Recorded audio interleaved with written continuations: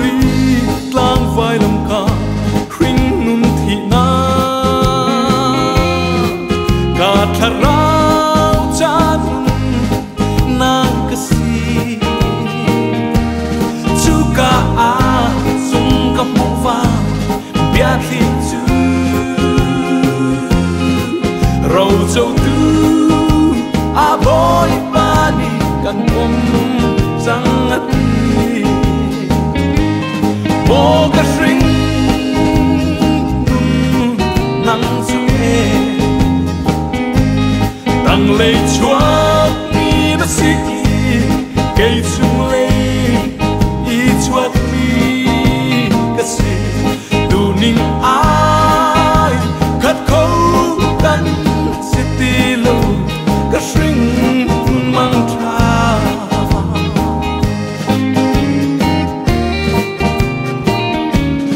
lei dip sel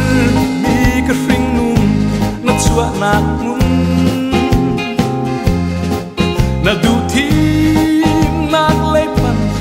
in kal chan ke song ka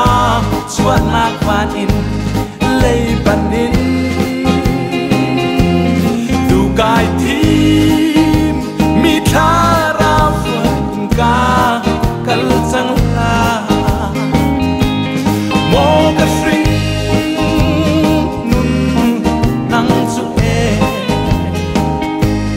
tang lei chua mi na si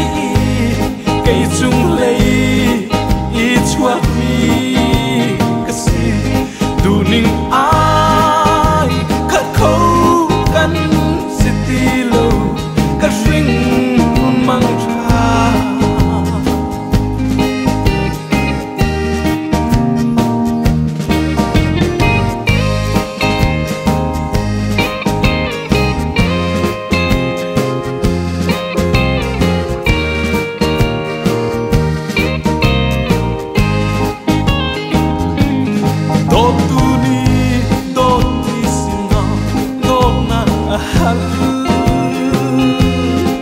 cả trong khâu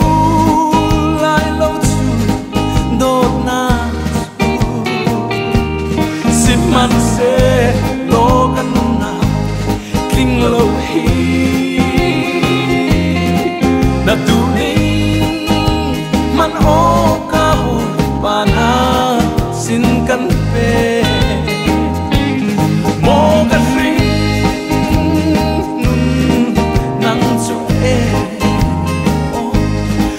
lei chua mi na si ke chung